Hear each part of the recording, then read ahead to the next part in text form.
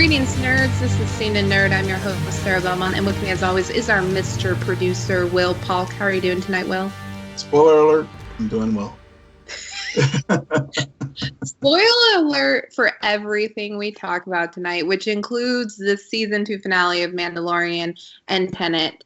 We can't do non-spoilers, guys. Like, I'm just at a place in my life where I'm exhausted. Yeah, we all are. So forewarning, everybody dies in everything, just FYI. Yeah. Exactly. All your theories that you thought was going to happen did happen. But they were inverted. The inverted theories. Which, speaking about theories and inversions, okay, so at what point do we just declare anyone who has ever been in a Spider-Man franchise basically cast in Spider-Man 3? Yeah, at this point, that's what it is. And honestly, with all the other things that's been going on in the entertainment world with Mando and DC shows are getting geared up with some of their trailers, and of course the biggie, the Disney investor. At this point, the Spider-Man stuff is kind of like, because it's just like it's more rumor, I think, than fact. Yeah. And so it is, unless I hear it from the actors themselves, or we start seeing some trailers, maybe, then maybe. And that was another thing too. There was even a rumor that there might be a trailer to drop on Christmas. So, I mean, it's at this point, the rumor mill of Spider-Man 3 is just going into overdrive, and we'll all get caught up at some point. Yeah. Wait for the post-credit scene of WandaVision. Yeah. Remember, it's all connected. In other news where it's like, not really surprised, Wonder Woman opens to a disappointing box office overseas. Yeah. So I guess in China, it only made like $19 million. And I think so far in the international release, it's only been about 38.5 million, which I think they grossed that in like the first weekend in some markets when the first film came out. And obviously it's where we are. I mean, it's COVID. It's COVID. Yes, there's a vaccine. Things are happening, but the box office has changed, and we are definitely not on the other side of this. Nope. So I think maybe this number will say something to a few people who are pretty loud about their opinions on streaming services and seen things on streaming services. And I get it. I understand all perspectives, but at the end of the day, people are not going to the box, like they're not going to cinemas, and they probably won't be for another year. So, And we got all this content that is just on the shelf. Yeah, exactly. I mean, this film is finally getting released, but it's almost a year and a half since overdue as far as its release date. So, and so people, you're right. I mean, things are recovering. Vaccine is out there, but it's going to be a long time before it's widely available for everyone. And I even saw, like in the wrap, I think Evan mentioned it last week, where Marvel, for example, is, at least there's a report that they're even negotiating with the talent teams as far as the directors and actors and others that will and accommodate streaming services as far as making sure they get compensated for that. Mm-hmm. So even the studios are adjusting, and of course, as you said, plenty of folks are banging on Warner Brothers because it's because of how the haphazard and ham-handed way they dealt with this as far as with the content producers. And I can understand where Warner was coming from. They didn't want someone to leak it and wanted it to be a big splash. But, as we joked last week, it seemed that the splash was for about, one day, and then the bitching and moaning about it's been, going on 2 weeks. Yeah. Yeah. At least from the content creators, like the Villeneuves and the Nolans of the world. So, and also, just attracting those types of folks in the future. I mean, what will be, what was the good short-term splash? What could be the detriment in the long term, as far as for some of these creators who may be a little wary about signing on to Warner at this moving forward. Business has changed. Yeah. And I think the studios had to make business decisions that did take some of their talent and kind of isolated them and made them feel ostracized. But it's a whole new game at this point and under these conditions. And people are going to make decisions. And in hindsight, they could have been the wrong. They could be the right. And I think that with Nolan and Villeneuve, I think what they produce are a lot of very original concepts that honestly cost a lot of money to make, and so they need a big studio. But they're also just such artists that a part of me is just like, go make an indie film. Yeah. Cool, because you've done it, and yet your indie films are fabulous. But you've just grown used to having a big studio behind you, so you could do all these crazy concepts. Exactly. But it's just, it's the business has changed, and it's interesting because with the new COVID relief bill, it's set to also provide some much needed support for struggling entertainment venues, including movie theaters. And the bill includes a $15 billion earmarked specifically for live event venues, independent movie theaters, and culture institutions, all businesses hit hard by the pandemic. And it's almost like even our own lawmakers are coming around to the idea that this is a huge part of our economy that is failing at the end of the day. Yeah, definitely. I saw that with the new deal. They finally were able to come to an agreement, thankfully, and we won't get, there's a lot of things in that 6,000-page bill, including, I know I didn't add this to the rundown, but there was I think I saw where they were going to make illegal streaming, tighten the punishments for that. Yep. And some other copyright and other protections as well. But the Save Our Screens Act definitely is something that we've talked about this throughout the year whenever we've had discussions about COVID and how it's impacted the industry. And it's a good thing for a lot of these smaller operators and the arts. And of course, I think this, from what I've read so far about the bill, I don't know if the AMCs of the world will benefit from it, but there's a lot of smaller venues and independent theaters that in a lot of smaller markets that will definitely benefit from this, and hopefully will be able to survive this pandemic, because it's still going to be going on for some time. Yeah, but meanwhile, streaming services and their series just keeps getting better, as Boba Fett spinoff has announced that Robert Rodriguez joins Favreau and Filoni as an executive producer. More importantly, this Boba Fett, because this is a perfect segue into Mandalorian discussion, because everybody went wild about the post-credit scene of Boba Fett.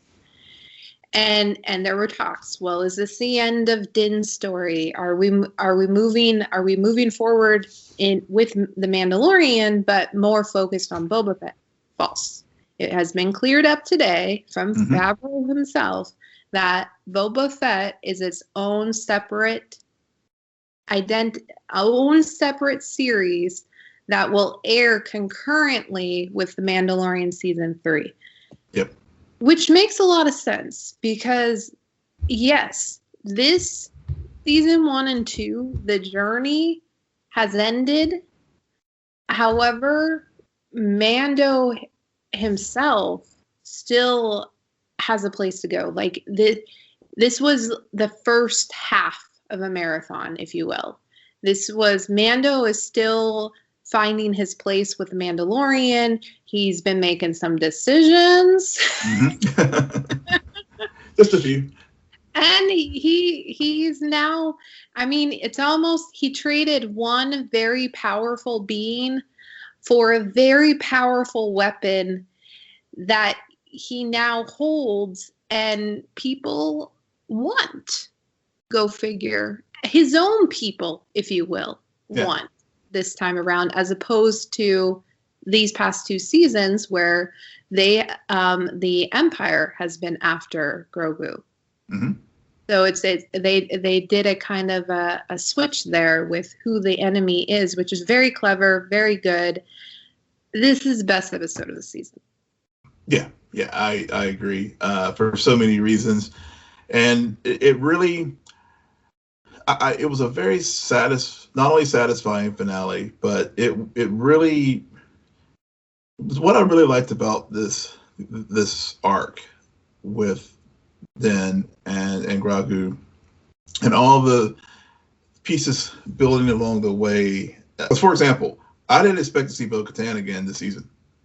Right. And of course, obviously bringing along Boba Fett and Fennec, and also accumulating the various items of Mandalore as far as to build to his arsenal. Like, for example, the staff that he got in when we had the episode with Ahsoka, and of course meeting Ahsoka. I mean, it's just so many things built up. And then and I think about last week's episode where he and even the first episode where we saw Bo-Katan and we had the discussions about the code, and of course her order was freely taken off their helmet. And then of course we had last week's episode, we had Din and Mayfield having the whole philosophical discussions about the Empire and the rebellion and codes and and beliefs, and then Mando clearly made the decision last week to take his helmet off because it was for the greater good, in order to because even though he has these codes and these honor and this ethic, he realized that in order to live up to your ideals, sometimes you have to be flexible. Mm-hmm. and make decisions that for the greater good, you may sometimes have to sacrifice living up to the ideal that has been prescribed for you. I don't know if I agree with that, because I think what this season has done, it showed all of the different ways Mandalorian lore, culture, and values have been interpreted and changed and kind of branched off into their own separate sects. Very similar to the Jedi and the Sith and the Gray Jedi and all of this stuff, that mythos. It kind of took that expansion and moved it onto Mandalorian, and over the last 2 seasons, unknowingly, that's what it's been building to. And the removal of the helmet, I don't view it as him removing it for the greater good. I don't view his desire to save Grogu or even protect him over the last 2 seasons as for the greater good. It's a father who realizes my love for this child outweighs my loyalty to this culture. Yeah, I can see that. Yeah, that's a fair point. Yeah, and you're right. I mean, that growth that we've seen from Din, and I really think back to the first season when he was, when we first were introduced to him, and how he was rescued by the Mandalore. Yeah. And seeing his journey, growing in the Order, and then then you put that into what we learned that he must do to help Grogu get for his own destiny and for his growth and evolution, and that he has to find that new, I don't want to say family, but that new order, being the Jedi. Mm-hmm. And so they do. So I think, Mando is, to your point, seeing the bond that he and Grogu has developed as father, as that surrogate father for him.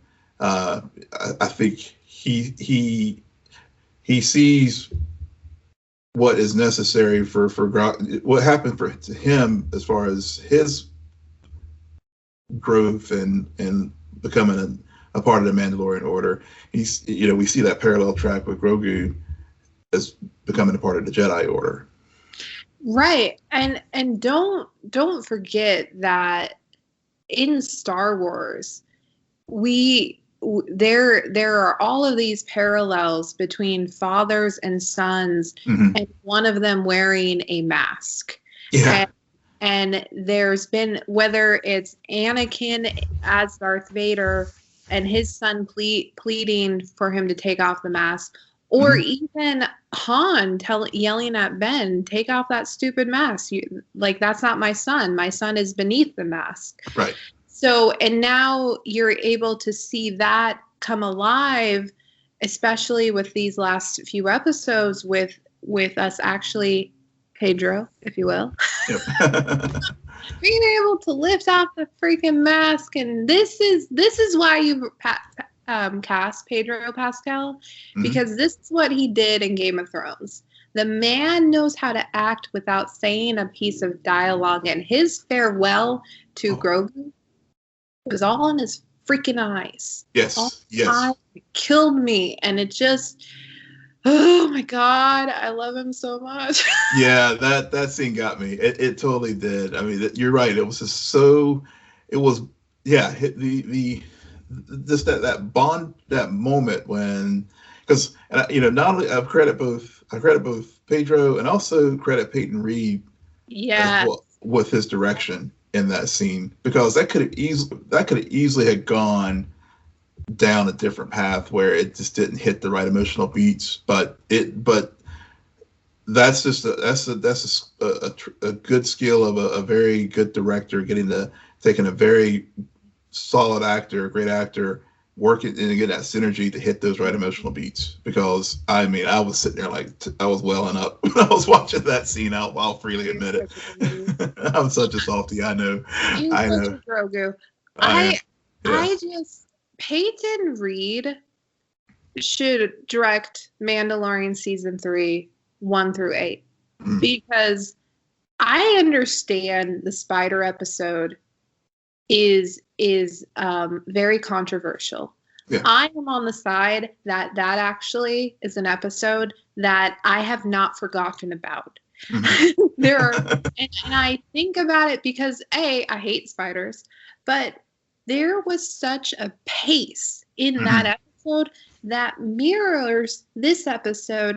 And also the frog lady. You and I had a very good conversation about why would they introduce this character and what it was, how it paralleled everything going on with Grogu and Mando in such a beautiful, subtle way, mm-hmm. and very simple way, that Peyton just escalated it 100% in this episode. But between the two of them, I think arguably when I, years from now, when I reflect on season 2, these 2 episodes are going to stick out. Yeah, you're right. Because you have the very small character beats, character moments, all of the movement of the storylines, and then the freaking action sequences. Yeah. The action sequences in both of these episodes are just so amazing. They are. I mean, thinking obviously with Bo-Katan and was it Carrick, I think is Sasha Banks' characters. And I don't know. They don't let Sasha Banks talk. Yeah. I mean, she has some sparring words with Boba this episode, but still, she,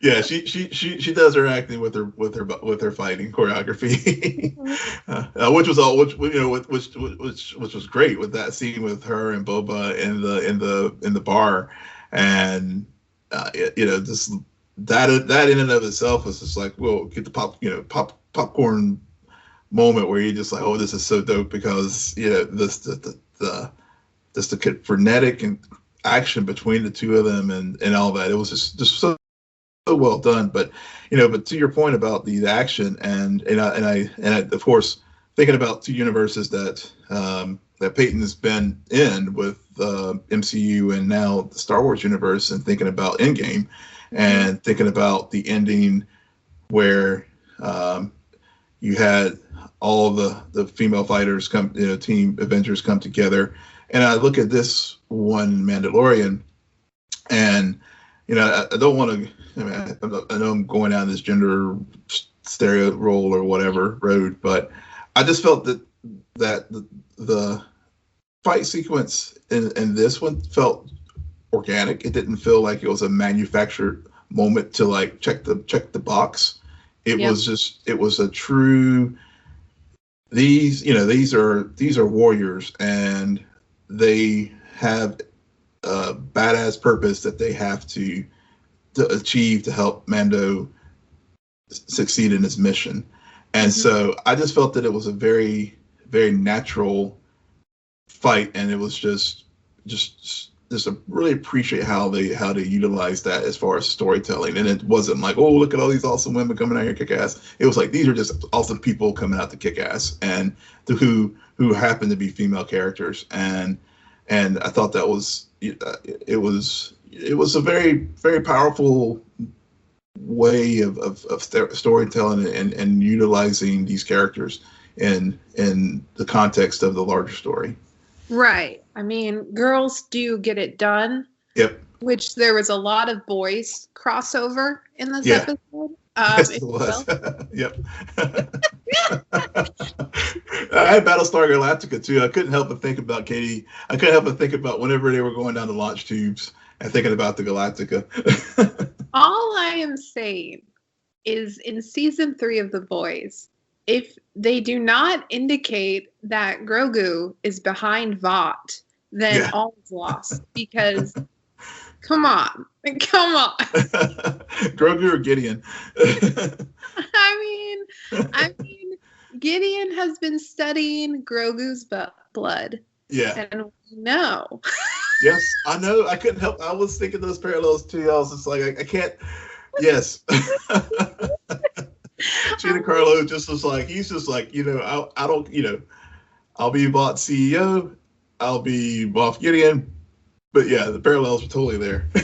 It was when he is talking to Mando, and I just instantly went back to both the scene between his character in The Boys and Homelander at the very beginning.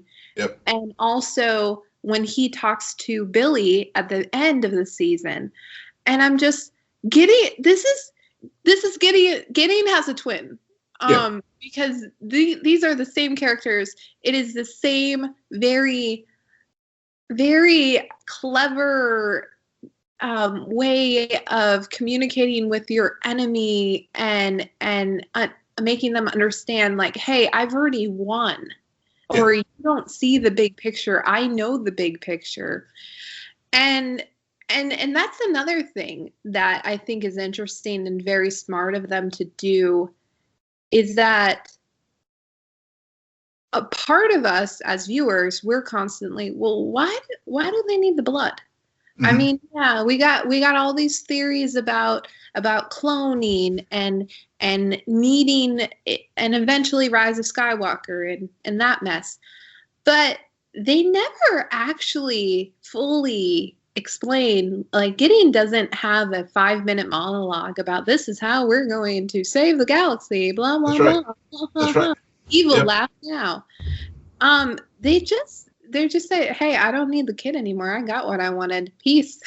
Yeah, peace out. Yeah. And then, Yeah, they subtly hint at it because this will help us restore order. But Right. but you're right. There's no mustache twirling, chewing dial exposition about it. Because at the end of the day, what separates this from the larger movies is that, again, I'm just going to harbor this point. It's not about the saving the universe or the galaxy. It is just about Mando is on a mission to get back to rescue Grogu and return him to his people. Yep. He will not stop until that's done. It is, and he doesn't, and it's not even he's doing that because, if he gets in the wrong hands, then all is lost. No. It's more about his need to make sure that this child is safe. Yeah, exactly. Which is fascinating because I think why I was so impressed by this episode is that so much of what we've been watching was kind of like turned on its head in the most natural way, where, to go back to your point that I kind of like just got us off of, but all of this season we've been interacting with these female characters. And so it took me until halfway through the episode to be like, wait a second. We just have 4 women in an elevator preparing for battle, and they're not even talking about men. Yep. Or where their male sidekicks went off to, because all of them were introduced with male sidekicks who just so happened to be like, I'm taking today off. Yep. I got COVID. Yeah. But it's just, I don't know. I think there's so much subtlety in how they brought everything together. And just made this such a cohesive season that it is, I really think it is a far superior season to season 1. Oh yeah, definitely. There's no doubt about that. There is that cohesive thing because the through lines throughout the story this season with the Empire and the remnants of the Empire.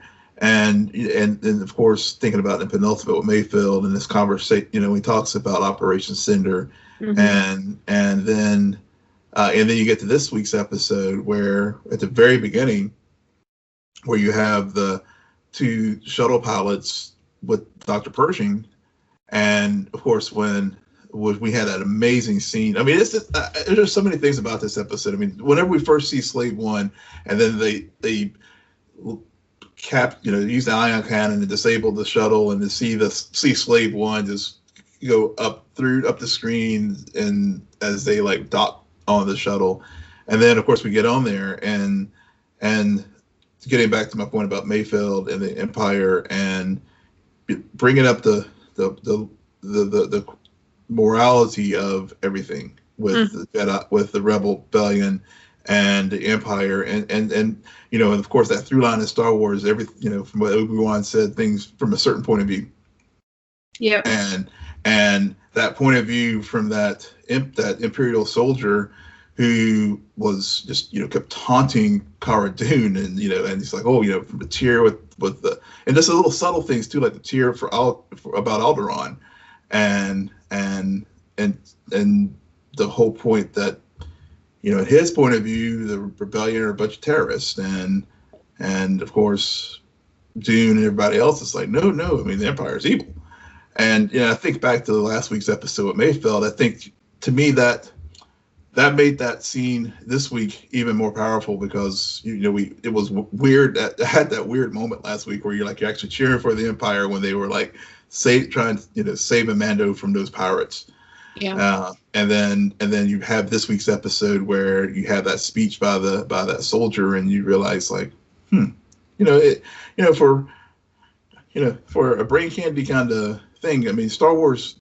I think what makes good Star Wars work, and when it's executed well, is those underlying philosophical, political things that if you just look at it casually, you just kind of gloss over. But I mean, there's some really deeper things that are going on in these stories that that I think this show has really brought to the forefront.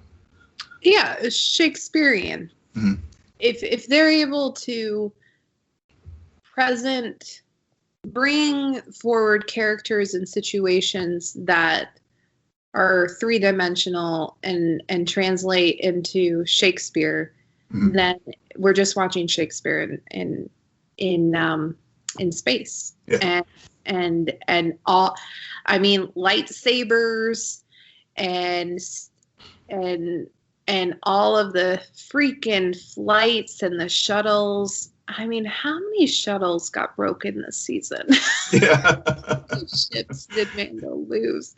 Yeah. But I just this episode, it's funny because we've been talking for it at least a good 20 to 15 minutes, and we haven't even talked about the big surprise or the big they went there. Yeah, they went there, and also the other big thing too, setting up for the potential third season issue with Mando, Gideon, and Bo-Katan, and the whole Darksaber. Yeah, the Darksaber. This is why I am glad to be a casual fan. Because I have, now that I've watched the episode, I have been listening to other people react and mm-hmm. who are much more knowledgeable about all of Star Wars lore. And so I've heard that there's it's a bit controversial. Yeah. Yes, I've heard those same comments, and for our listeners, so basically, spoiler alert, if you haven't watched Star Wars Rebels, I haven't yet, but so in Star Wars Rebels, spoiler alert, so fast forward until we get now. Bo-Katan was the head of the Mandalore, and she was bequeathed the Darksaber from Sabine, who's another character in Rebels who had gotten it, was it in combat from, I can't remember who, but long and short of it, in this episode, when Din was like, here, take it, that was pretty much the sort of way that Bo-Katan got the Darksaber to begin with, to become head of Mandalore. Yeah. And so a lot of people were like, well, this is a plot overpoint, or they're just breaking canon to create some manufactured drama in this episode. So that's the controversy. I appreciate Harloff's take on it, where he admits there's been time in between. We don't know how Gideon got it, right? And both of them are still alive. So I do think there was some exaggeration or some stretching, and at that point I feel like Darth Gideon was like, oh, I've already won, so I'm just gonna go lean heavily into the mustache twirling villain. But I didn't mind it because haven't seen Rebels, right. Don't know the history, would have never really viewed that as a flawed. I also felt like they really hinted at that throughout the episode, because Bo-Katan was very much like, no, Gideon needs to be alive and he's mine. Yep. Like, make that very clear. Now, why she did not think that Gideon, who's been after this child for Lord only knows how long, would not stand guard. I don't know who decided, you go here, you lead these people, I'm going to go on my own. Like, I don't recall there being a 5-minute scene to explain that. Yeah. So she kind of strategically caused this to happen. But I do think it sets up a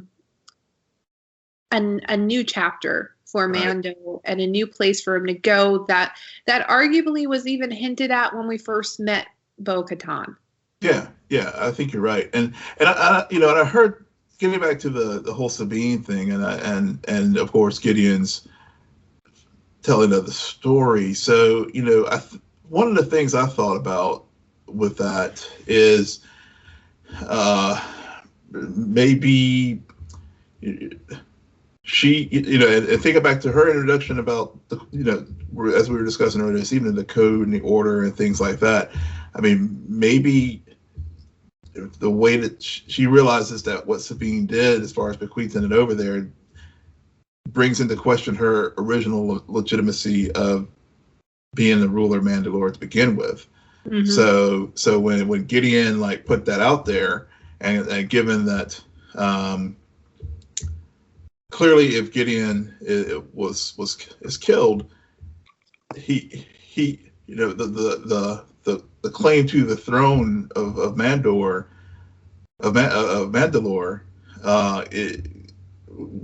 if it was shaky to begin with, if he's out of the picture, then he can't go back and undermine her authority. Mm-hmm. So I think, but obviously, given that the way things unfolded, and now his story maybe could be embellished a bit, or it could be fact, but now, given that is known to everyone, as far as okay, here's you got to fight, and say fight to the death. They just said fight. Then that basically sets this up so that if she does want to become again the rightful heir to rightful holder of the Darksaber, they're going to have to do this because obviously her original ascension was flawed to begin with. Right. Very interesting. Yeah. I don't really have a good transition point, but let's talk about Luke. Yeah, let's just talk about Luke. Yeah, let's talk about Luke. That's starting to make my head hurt. We haven't even talked Tenet yet. I think the best way to summarize that point up is Bo-Katan ain't going anywhere. She's going to be back for season 3. Yeah. Mando definitely is going to be back, and we have more to do with him, especially from where he's changed so much between where we met him and now that he's without Grogu. It'll be really interesting who he is and how he goes about. Does he go back to bounty hunting? Does he find a higher purpose? We don't know. There's a lot of places to go with this character, which it's so hard to do. Yeah. I don't think he goes back to bounty hunting. I think that's given how he's grown. I don't think that's going to be the place he goes. I think the way they're setting things up, he's going to eventually become the leader of Mandalore. Well, yes, I do agree, but I think he tries. I think he's very. I think to. I don't think it's an immediate I'm too good for this. I think he wants things to go back to normal because I don't know if he fully understands how much he's changed. Right. Fair point. That's a good point. Rogue One. Yeah. is one of my honestly one of my favorite movies in this franchise, because I still to this day remember watching it in theaters with my mom and seeing the last half of that movie, which is so astonishing, and I'm so glad I got that experience in cinemas. Yeah. But then you also had, besides that and all of those sequences, you had this lovely Vader lightsaber fight. Yeah. And as I'm watching this whole sequence play out at the end of this episode, all I'm thinking is, oh my God, this is on par with that Darth Vader fight sequence. Well, go figure, because apparently it's the same exact moves.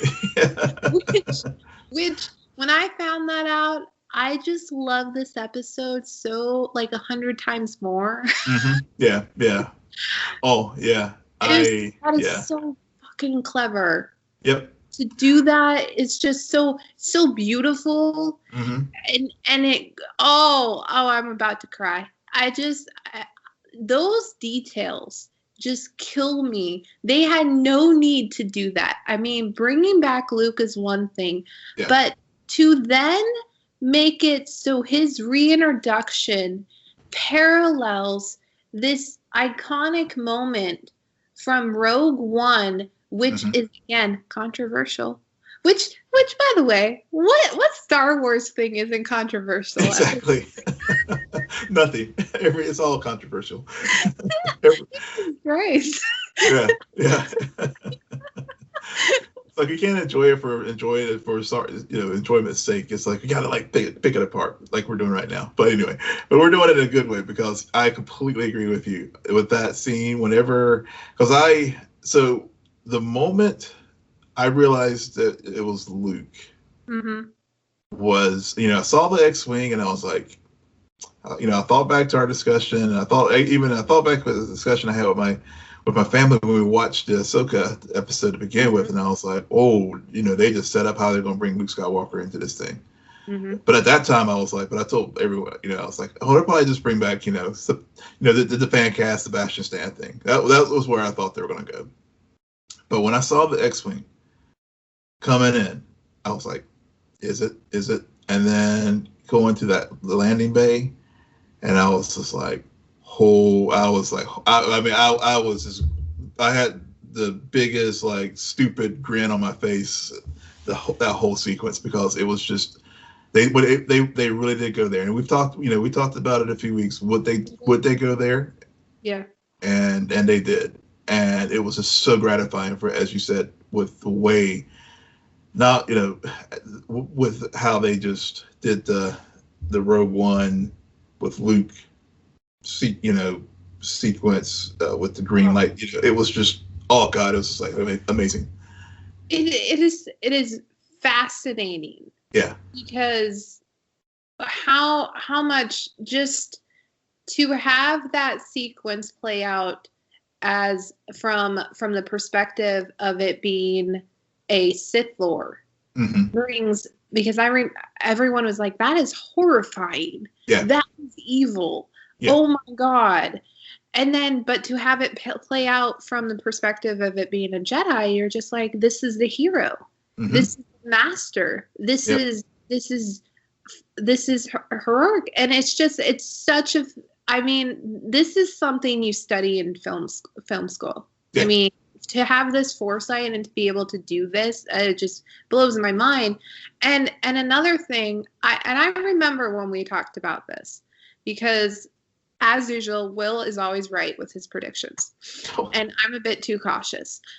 So I didn't think, I thought it would be jumping the shark, and it wasn't, because first you have this beautiful parallel that I just cannot get over. Second, they never say Luke Skywalker. That's right. They didn't. Thank the Lord. I love that fact. I love the fact that, no. If you guys haven't figured it out and you're not buying the CGI, I can't help you. I'm not going to say my name. I'll even bring in R2. Okay? Yeah. That should be enough. And thank the Lord, like, there was no need to say I'm Luke Skywalker. So for people who, and I've heard some criticism about, like, oh, again, why do they keep going back to that well and everything? For some reason, Will, by them not saying the word Skywalker, it didn't feel like, oh, they're just going back to the well. It really didn't for me. No. I don't know why. Yeah. But for whatever reason, by them not acknowledging who he was, and in this story, he is the Jedi that Mando gives Grogu to. He could arguably, for Mando in Mando's world, be listed as unknown Jedi. Yeah, totally. Yeah. Unknown Jedi 1. Exactly. Yeah, totally. He totally could be. which is exactly what I think allows it to work so beautifully, because this isn't a Skywalker story. Yeah, a Skywalker showed up to it. It's not their story. It's Mando's. It's Mando's story. You're complete. I can't add anything to that. I mean, I think other than the one thing I'll say is it to your point, by not saying Luke, hi, I'm Luke Skywalker, or introduce himself that way. Yeah, I mean, you're right. I mean, it really is. It's not a Skywalker story. I mean, and as a viewer, we know who it is. He doesn't need to he is just, the whole purpose of this journey so far was to reunite Grogu with his kind. Mm-hmm. And that's what took place. And we don't need to know who it is or where, or whatever. It's just mission accomplished. Yeah, which, thank you for saying or whatever, because that's another thing they didn't do. We still don't know what this Yoda species is. Right. Yeah, exactly. Yeah, I mean, is Yoda a clone himself? I mean, is he a clone of Yoda? I mean, who knows? I mean, there's just so many ways they can go with this, but but Gideon is definitely a clone of the bot lead, who I cannot think of his name. Stan Edgar. Yeah. Stan Edgar. Moff Gideon clones.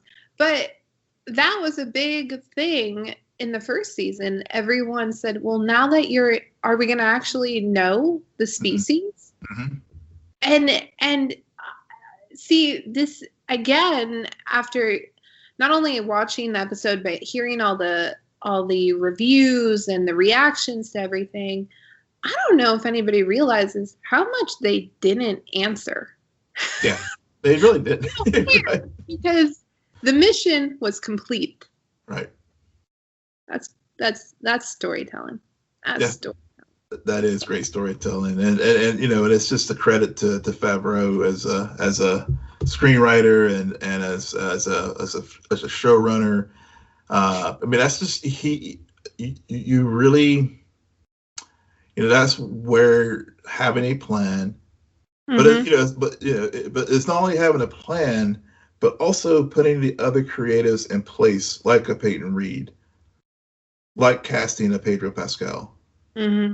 and allowing, it's and the plan actually being executed beautifully, because you're right, this episode really, and the episode earlier with the Frog Lady really are, when I think back on the season, there really are the two standouts. I mean, of course, obviously, because I didn't watch Clone Wars, so yeah, it was Ahsoka was it was a character that I was familiar with just because I'm a fan, and I've heard the name come up a bunch of times, but I didn't have the same kind of buy-in as some other fans have for that particular character. But when I really think about the real standout episodes from the season, I agree with you. I think that these two directed by him are the ones, sort of like how Deborah Childs were in the first season. Yeah.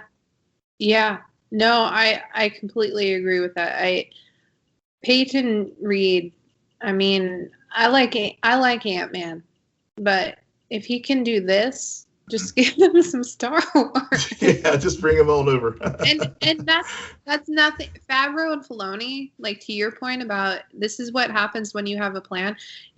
Not only do you have Favreau, who has been able to launch these kind of franchises, I mean, considering what he did with Iron Man, mm-hmm. but you have Filoni, who is able to suddenly take what he built in animation, mm-hmm. and most people dub that's for kids. Nobody's ever going to watch it, or only kids will watch it. We want Star Wars for adults, and be able to take those and continue those stories through this live action narrative. Yeah. Like, I mean, it's one thing we always talk about how, well, Star Wars is moving from the big screen to the small screen. But now, not only that, you have animation being brought to live action, and it's all one story. Yeah. And yeah, I'm very pleased. A great season. Yeah, definitely. Great season. Definitely surpasses the first one. And I gotta wait till December for season 3. Just like, oh, goodness. Yeah, I think you'll be fine, Will. Yeah, I know. But this is how it reminds me when I was a kid, and when with the original trilogy and stuff, and just the just the excitement that you just had for Star Wars, and you just couldn't wait for the next film. I mean, that's that same kind of feelings that I have with this series now. Yeah. But I think you'll get a bit distracted. Yeah. Just a little bit. There's a couple things coming. Oh man. All right. So we gotta talk about this. I've seen Tenet twice now. Okay. And you've seen it once. I've seen it once. I watched it yesterday. What are your thoughts? What are your initial thoughts about Tenet? So when I was watching the film, my gut reaction was, I think Nolan was being too clever for his own good. Yeah. Because really, the first act was just it was a slog to get through that first act. I'm not gonna lie. It just really, it was, and then and so much to the point where I actually stopped the film and just like, okay, I just gotta step away because I'm not feeling it. I got back in, but took a little break, walked the dog, came back, started watching it again, and then the second and the final acts, it all started to pull together. Mm-hmm. And then I was like, oh yeah. So even before I saw the fate, spoiler alert, before, like when they had the moment where he was fighting with the armed with the soldier, right. I realized, I was like, oh, that's him in Inverse now. So I mean, it's a very clever film, and you really, I will say, if you do watch it, you definitely need to bring your energy to watch this film, because it's a very active film where you're going to have to do a lot of thinking and a lot of like just following along, because it's a very clever film. It's not that I didn't like it. I really enjoyed it. Right. But sometimes I just felt that he was just trying to be a little too clever. Yeah, I agree. My initial viewing of it, I was just like, exposition overload. Yeah. I don't know what they're saying. You need to have closed captions on because there's a lot of mumbling happening, and a lot, like, I didn't understand a thing that was happening with the portrait. I've seen the movie twice. I still don't really understand the whole portrait thing, but I was picking up on just enough to get me through. Robert Pattinson, Neil is probably my favorite character. Yeah. Not that John David Washington doesn't do a good job. He does. But here's my thing with Nolan. Nolan's leads are always flat for me. Yeah. Because they are always the avatars for the viewers, and so I'm just like, there's no build up, and my biggest pet peeve is we never find out his name. Nope.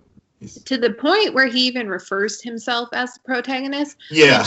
They don't do that. That it, like, to your point about Nolan being too clever, that isn't clever. That's just stupid, in my opinion. CIA operative would never call himself, I am the protagonist of this film. That is such a dumb line. Yeah. It just felt, it just felt pretentious or something. I don't know. It did. Yeah, I don't know. It's just like, what? Why would you do that? There's other cool things to do. Tell us his name. Call him Denzel, because I swear to God, the man has his father's voice. He does. To a haunting degree, and yeah. And it was just really, it's funny to watch the movie and close your eyes and you're like, I didn't know Denzel was in this. I watching it a second time there, because I'd already seen it.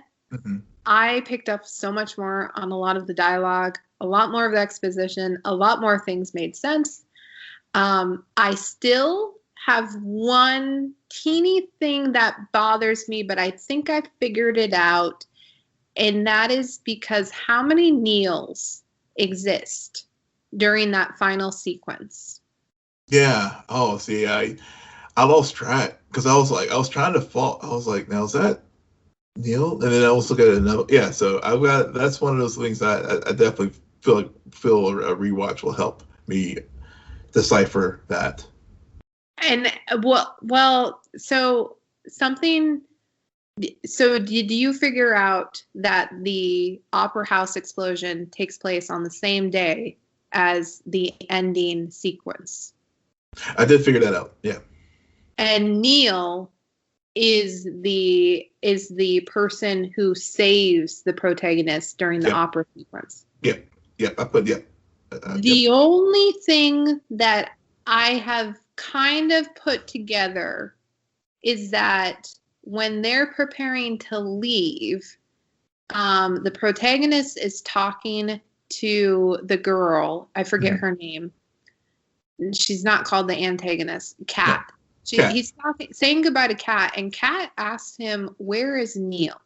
Mm-hmm. And he says, "I think he already went in." I think he went in, but he went to the opera. Mm-hmm. I think you're right. I think you're right. Took care of that, and then came back to do the mission. Because then, even after the mission, he has to go back in because he's the only one who can open the door. Mm-hmm. How is that Neil not the protagonist? Jesus Christ. Well, remember at the very but that the beginning test for the protagonist was to see what he would do. Yeah. So I think obviously Neil, and another the other thing about Neil, there are some theories that Neil's actually Kat's son. No. Okay. No. It's been disproved. Okay. I've heard that theory. I've never subscribed to it. Because what I love about the ending scene between the protagonist and Neil is not only the reference to Casablanca, but the revelations and I always like when movies kind of leave you like, oh my God, there's so much more to explore, because the idea that these two have been friends for years and got up to some stuff, I really want to know what they got up to. Yeah. I really want to know. And the whole idea that he's Max, I get it, but I don't subscribe to it. I think that's way too much time for them to really get up to some stuff. Like, that's a pretty big age difference. Yeah, that is. And yeah, like I said, I just saw that theory out there. As I said, I'm still trying to process the film, and I really have to do a second watch just to plug in many of the things that were going on. I mean, one thing I did agree with, though, is that the scientist that the protagonist talked to at the very, very beginning in the lab, I do think she was the person who came up with the inverse theory. Yeah. No, I've heard that one. I agree with you on that one. This movie is bizarre to me because, like you were saying, well, I watching it the first time, I was like, this is so boring. Yeah, there's amazing fight sequences, but it really took me to the end. Mm-hmm. I really like the ending of this movie. Yeah, yeah. And then rewatching it a second time, falling back in love with Arpats. Mm-hmm. Good hair in this movie. I also kept thinking, I was like, this is our Batman. This movie keeps growing on me. I want to honestly watch it for a third time. The thing that no matter how many times I rewatch this, that will remain just a big negative is Nolan needs to spend more time with his characters. Mm-hmm. He has turned into a very cold director where it is all about the experience. It is all about the big concepts. Yeah. It's all about the plot. Yep. And that leaves so much to be desired because we were supposed to want Kat and the protagonist to get together, and I never felt that way. I felt like it was very bizarre how protective he was over her. Yeah. But there was just no time. Every time they talked, it was all exposition. It was all set up for the next sequence. It was all re-establishing the board, and this has been increasing since Inception, where the stories have gotten, the character beats have decreased and the plot points have increased. And I think moving forward, Nolan really needs to go back and balance everything out because it during the initial watch through, it is quite boring.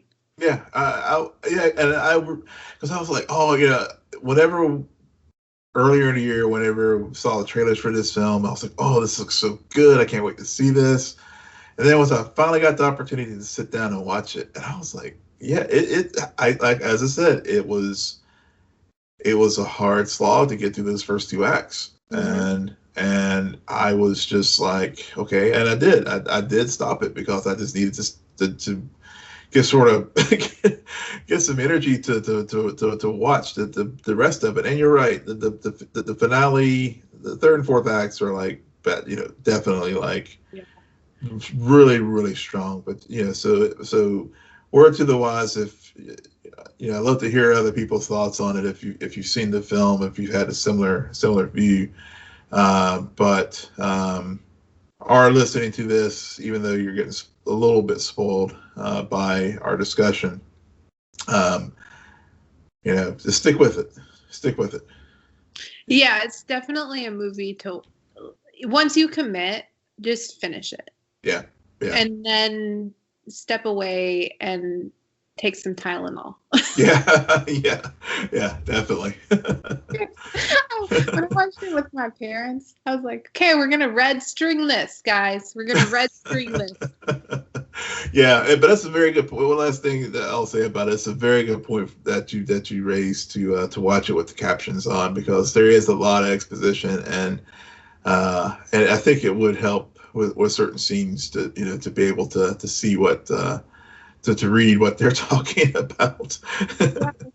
There are some scenes where the dialogue is backwards. Mm-hmm. And the actors had to actually say everything backwards. Yeah. Which is crazy. Yeah. Speaking of actors, Kenneth Branagh, damn. That's, I know you were saying that the characters were cold. Right. But Branagh's character, I mean, that dude was just, whew.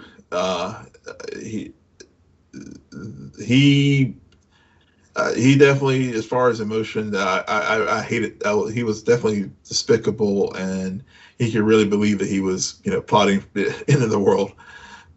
See, and I don't know if it was his acting or if it was how the plot unraveled, and it was all about him and his, if he can't live, then nobody can attitude about life, where I'm just, this is lame. It didn't work for me. It really didn't. All his stuff with Kat, I was like, I'm not here for it. Yeah, and I think that's where it did work for me. Just the viciousness of the abuse and stuff. It was very hard to watch that. Yeah, there were some scenes. I mean, I think the one we both think about is the belt. I always that belt. There's so much tension and little payoff there, but man, he's definitely sinister. I think as the movie went on, he became much more two-dimensional because all of a sudden it was about saving the world. Yeah, true. Which, I mean, goes back to what we just discussed with Mandalorian is like, sometimes it's better to focus on smaller stories as opposed to larger ones to make it more grounded. Yeah. But no, definitely worth a streaming watch. Yeah. Oh, man. Speaking about streaming, we do have an announcement to make. Merry Christmas, everybody. This is actually the first of 2 recordings this week. We will be recording a commentary, a SNN Nerd commentary, to the first Wonder Woman film in preparation for our Wonder Woman 2 commentary, which will kick off 2021. So within the next 2 weeks, you'll be seeing those wondrous gifts drop on our feed. We hope everyone enjoys it, and again, Merry Christmas, everyone, and we appreciate you staying with us throughout the year 2020. And this is our Christmas gift to you, the Wonder Woman commentary. If you don't celebrate Christmas, it's our Hanukkah gift. It's our Kwanzaa gift, Festivus, Will, tell our listeners where they can find you. Yes, you can find me at Will M. Polk, WILLMPOLK. And you can find me at SJ Belmont, SJBELMONT. Please follow our crew on Twitter at SNN Nerd. Friend us on Facebook, follow us on Instagram, but most importantly, rate, subscribe, and comment on Apple Podcasts, Spotify, YouTube, Stitcher, or wherever you get your podcasts. Good night, Geek Out. You're welcome.